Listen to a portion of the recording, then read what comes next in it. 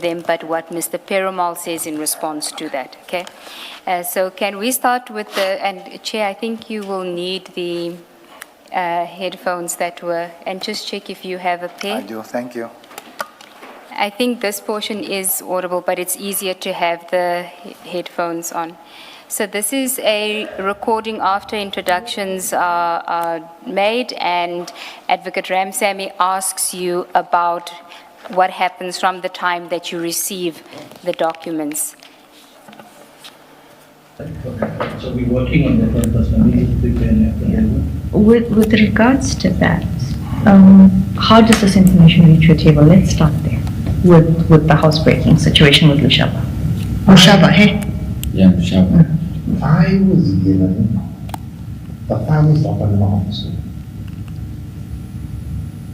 I read through it. I couldn't believe what I was doing. You didn't try to make any attempts to trace who dropped the file off or anything? There are no cameras in it. So that was exactly. And you're still in possession of that file? Yes. No, the documents. Yeah, no, we have them. Yeah. I made copies, but I've given them what the content of the document. Full names is Fadil and I don't have the second names. FADIE. That would be my ID, like giving me the second names. Just keep it simple. Did help.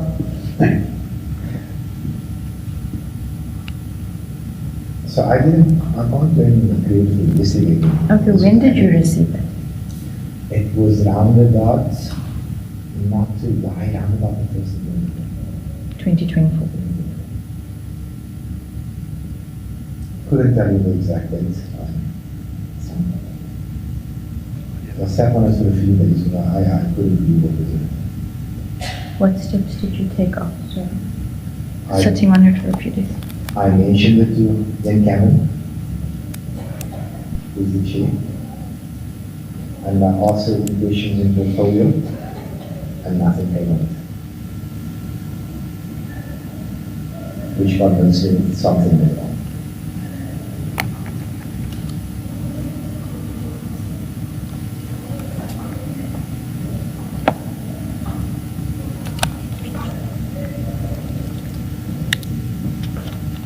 Actually, I think I've got my everything. He's not on it. You can just call me Drew. October. Okay. Drew is fine. I'm more comfortable with that. Really? Yeah. So we can't even tell the truth. Okay.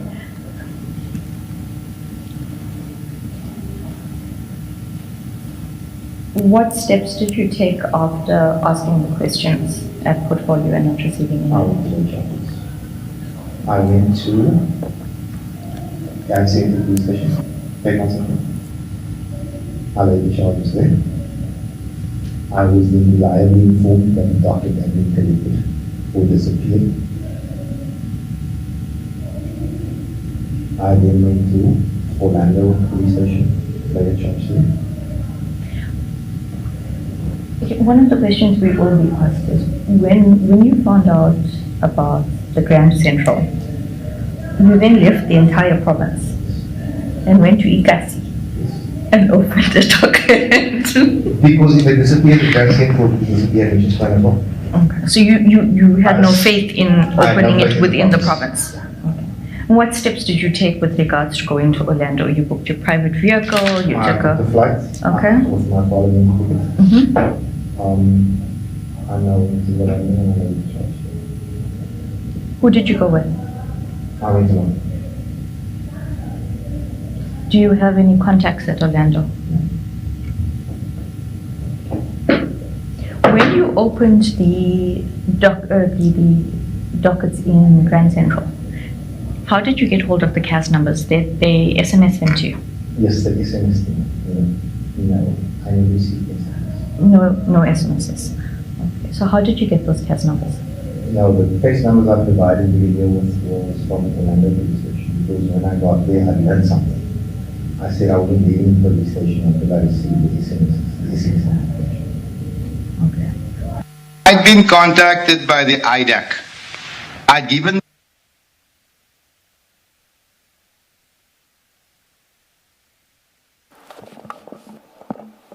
Is it on? Mr. Adams,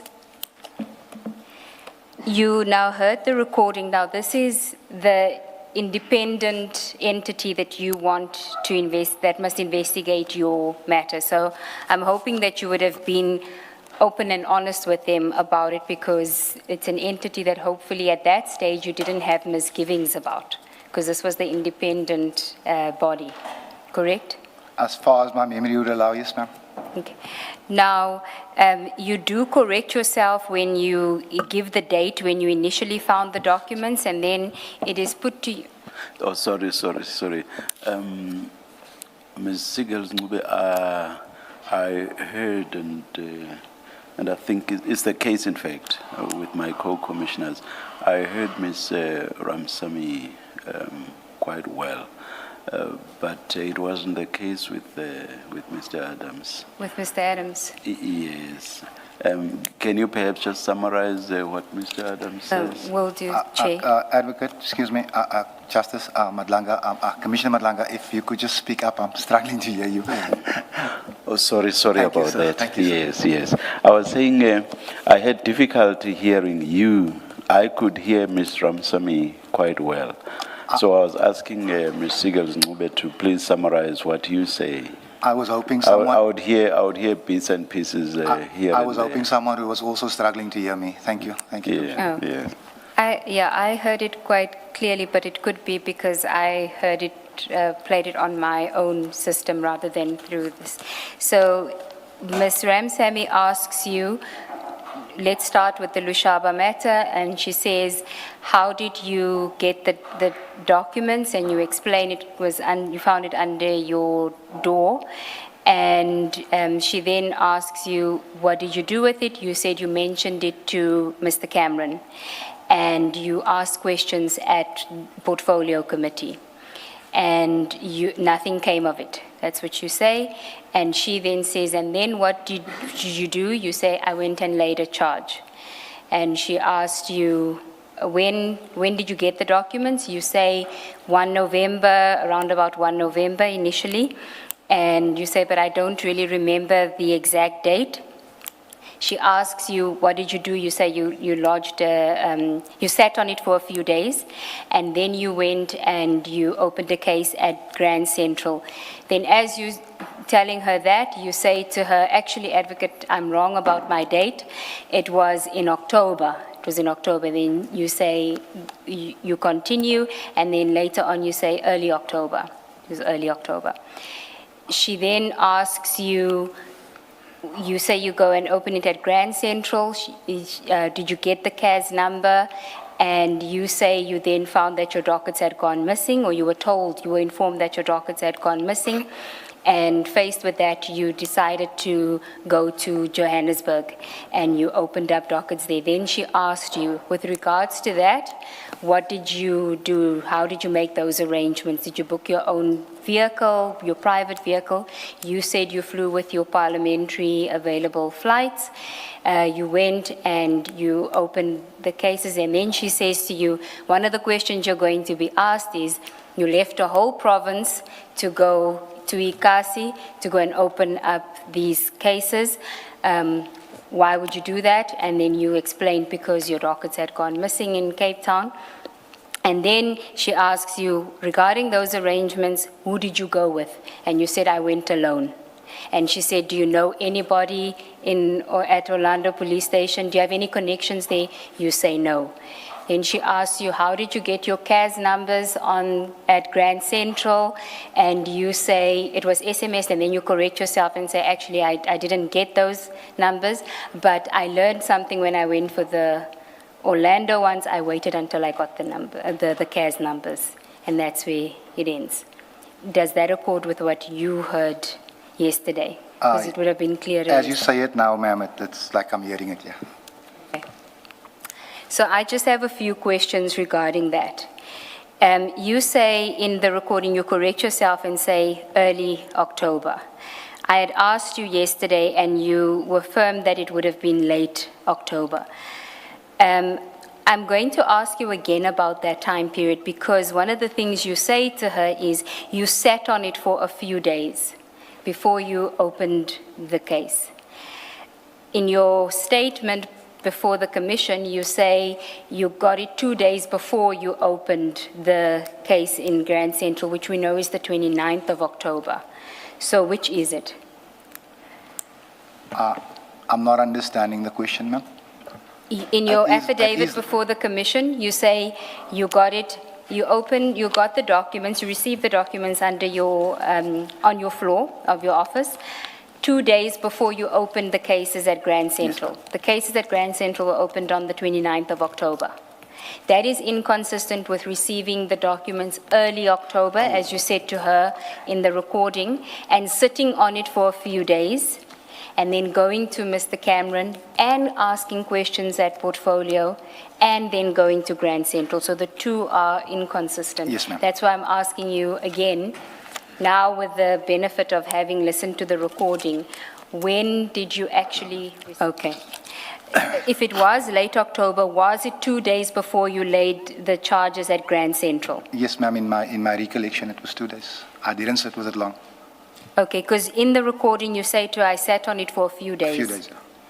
And you say you'd mentioned it to Mr. Cameron. Yes, ma'am. And you say that you asked questions at the Portfolio Committee. So when would that have been? I almost think that the sequence is wrong. I laid the cases and then ask questions at the portfolio. I would ask the commission to understand that this is just a conversation with the prosecutor, and I'm just giving her the information as she's asking the questions. I'm not taking notes. I didn't check my phone. I'm just relaying to her as she's asking questions. And for example, early October, I know it wasn't early October. Sorry, ma'am. Okay, well, this part is important because you know from the recording that one of the pertinent questions that she asks you is it's important to know what you did with the information before you laid the charges. And because she says to you, you have a duty to report, not just to open cases. Right? And you say, well, I spoke to Cameron and I asked questions at the portfolio. So you were very adamant that before you opened the cases, you did ask questions at portfolio and you did mention it to Mr. Cameron. Yes, ma'am, that is what the recording says. That is what I say. But it wouldn't have been possible because the portfolio meeting would only happen like the next week. So I consider what you say and I accept what you say, but I think my sequence is wrong. Yeah, but you know, having listened to the full recording, that conversation or that topic comes up at least 3 or 4 times in that recording, and you are consistent with, in fact, at some point when she's assisting with the wording of your statement, she says, you went to Mr. Cameron, you went to the portfolio, you asked questions, and you got shut down. You recall that part of the recording, which Yes, says ma'am. you got shut down. Yes, ma'am. You didn't object to that part of it, but let's leave that aside. What follows from that is that Mr. Perumal says that we should exclude that from your affidavit. Do you recall that? Because they didn't want to necessarily then get Mr. Cameron involved in the loop of things, and they didn't want to then have the defense ask for parliamentary minutes and all of that. You remember that part of the recording? Yes, ma'am, I do. Okay. So it is significant that was what you had communicated to them, because they wouldn't know that you've got your dates mixed up or your sequence mixed up. And it's an important aspect because she's saying you can't just simply have gone to open the cases. You should have reported because you have a duty to report. And an important part of that reporting is Mr. Cameron, mentioning it to Mr. Cameron and asking questions at the portfolio. So I'm asking you again, is it that you lied to IDAC, or did you lie to the ad hoc and to this commission about that? Because it can't be a mistake. It can't be that you were confused about the timeline. I wouldn't say that I lied to IDAC because I had no reason to. I think I just gave them the wrong information as it just came out as she was. Like I say, if I had my notes, if I had taken notes, I wouldn't have made that mistake. It's just me and my dates and time frames, and that's what I struggle with. One of the things I struggle with, rather. And I will tell you honestly, I didn't remember Mr. Perumal's comment until I heard it yesterday. And at the time, if I think back, I thought it was just a case of an investigator just wanting a clear-cut case pertaining to what's in front of us. But as things have unraveled at this commission, I don't know anymore. Yeah, I will accept for purposes of our engagement that you weren't aware of what Mr. Perumal's motives were necessarily with this. No, ma'am.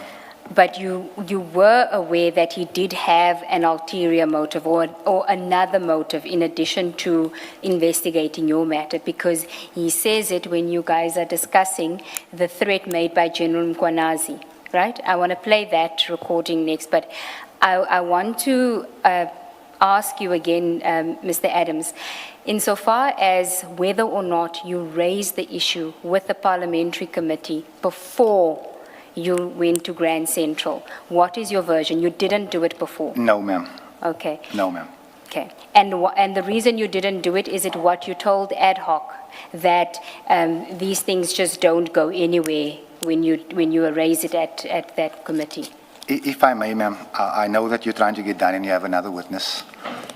These things- You know I'm trying to do what? I know that you're trying to get done because you have another witness. No, I don't have another witness. Oh. I have enough time for you. Okay, so when you raise things at the parliamentary portfolio, I mentioned the 100 million rand drugs, which goes away. I mentioned the hotels. I mentioned the security clearances. Nothing is ever done. So when you hear me say it in that recording, it's because whatever you bring to Parliament, no one is held accountable. And that was my frustration in the room again. Okay. And did you know at any point in time after your engagement now with IDAC on the 6th of January 2025 that they were also approaching Mr. Cameron to get an affidavit from him for purposes of the investigation? No, ma'am. Mr. Cameron didn't discuss it with you? Mr. Cameron would never tell me something like that, ma'am. Why not? He's my biggest, well, not, I wouldn't say my biggest critic, but it's an opposition thing. He would never tell me something like that. But you are the A1 in all of these matters, and there's a statement by him in one of the dockets. Were you not informed about that? No, ma'am. I was not. I was shocked when I heard this. I was not told. I was not kept informed. I was given scant information regarding the progress, but that wasn't one of the statements made. Okay. And just then to confirm on another aspect from the recording, you told IDAC as well that you went alone to Orlando Police Station. When I say alone, ma'am, I mean that I went without anyone from Cape Town, none of my support structure.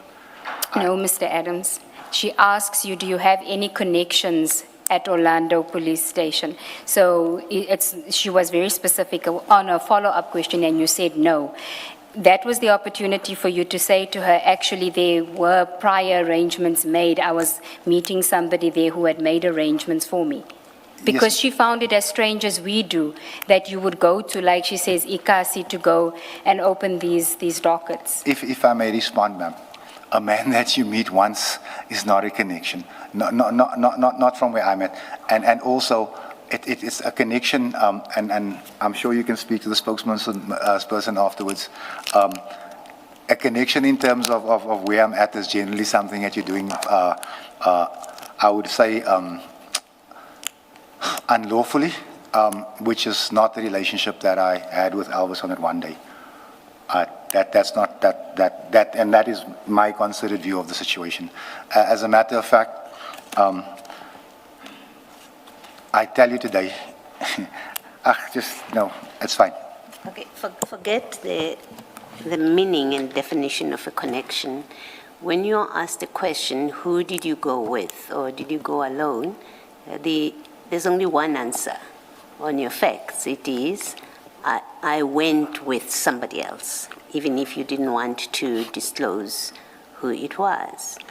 And especially because on this morning's explanation, where you revise your position of yesterday, you say you went to a tire shop and you met, I think you called him Elvis or something? Yes, ma'am. Elvis, you met him at a tire shop, so you went, wherever you had slept, you went to Elvis's store, and then you went with him to Orlando. That is, you didn't go alone. The answer to the question, who did you go with, could never have required you to speak to from Cape Town? It speaks about that morning. Who were you with? And if you say, I was alone, that's a falsehood. I accept that, Commissioner. Okay, thank you. And in your statement before the commission, you also did not disclose that part. No, Commissioner, I Why, did not. why is that? Why would you not disclose it? Because you are now testifying in the commission. Forget about IDAC and the recording. You are now before the three of us, and you are explaining the circumstances under which you ended in Orlando. And you don't mention this crucial information that, in fact, you went to a shop somewhere and you were driven in a Mercedes-Benz to the police station. And presumably, you left the station in the same Mercedes-Benz and you went somewhere with these people before eventually you went back to the airport. Why would you not disclose something which is so important to what we are investigating? Thank you, Commissioner. Commissioner, this is not an excuse, and I'm not offering it as an excuse.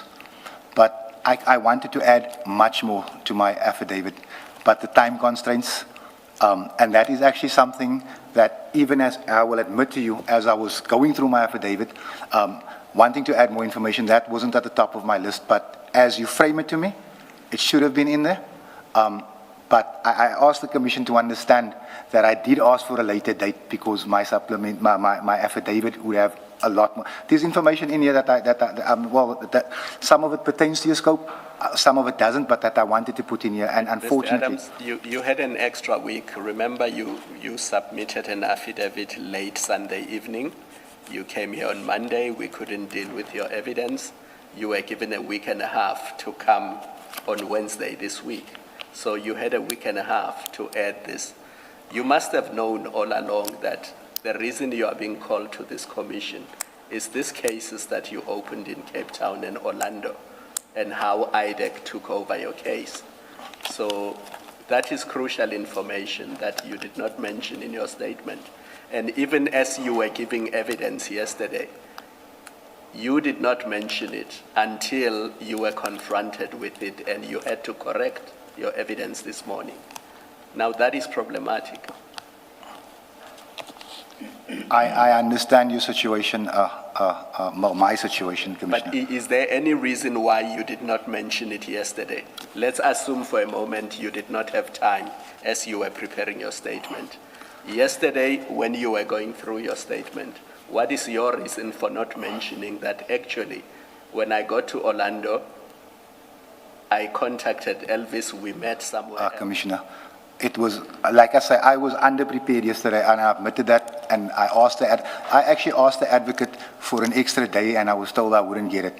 So I was not prepared as you would want me to be, or as I would want to be. And for that, I can only apologize. Can I suggest that it's not the subject of an oversight when you sit and say, I took an Uber from the airport to Orlando. You can't the following day say, oh, I went to Elvis's tire shop the following day, and we traveled together in a maroon motor vehicle, Mercedes-Benz. There's no oversight. It's a completely different story. And as you told it yesterday, that I took an Uber and I landed at Orlando and I met Elvis there, you would know as you're telling it that, but that's not what happened. You've conjured up a story. You've come up with an explanation what happened that day. It cannot be an oversight, this change of your story. You chose to tell a version. The best you could do is to say, I don't have any recollection of that day, and try to make sense of what I did. That's why I told you a different story. It's not a matter of oversight. And I want to put a proposition to you, but do you want to comment on what I've said now before I put my proposition to you? No, Commissioner, I do not want to comment. What I want to suggest to you is, when you look at what you tell us happened, the facts of General Lincoln at the airport, he's the one that said go to Orlando. When you are at the airport, he's the one that said to you, call this number, and this happens to be a crime intelligence person who, as Commissioner Kumalo pointed out to you yesterday, happens to be the same person that dealt with Mr. Mkhosi, Mr. Matlala. There's that connection. And you tell us, General Lincoln gave you his contact details, you know he's a crime intelligence person, or even if you didn't know, you meet him at Orlando. Those facts suggest you knew this cannot be disclosed. These facts of how all of this came together. You knew it can never be public. That's why you don't tell people, I had this from General Lincoln. Remember yesterday you were asked, did you say who your source was? And you say, no, I did not. It's because you knew you couldn't, if he's your source, including that he's connected to you with these people. And I want to suggest to you that that's why you did not tell the truth about how you land up at Orlando, including who you went with. It's because you understood this could not be disclosed because of the people that are involved with it. Do you want to comment to that? That's my view of why you have told us the story that you have. If I may comment on that. Yes. I understand how the dots could be connected, Commissioner. And if indeed Elvis is involved with, I heard he was involved with Brown. If he was involved with Cat, I was the loudest member of Parliament screaming for the cancellation of that Medicare clinic 2014.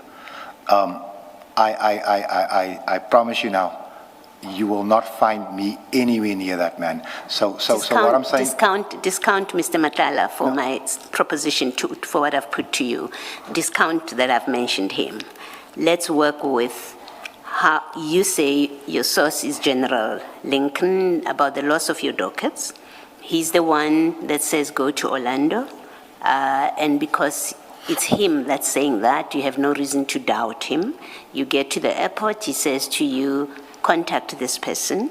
This person comes and takes you to the police station, and you believed that all of that was because General Lincoln is involved, all of that is good, because he's a man of integrity, as you say. Yes, he was, Commissioner. Yes.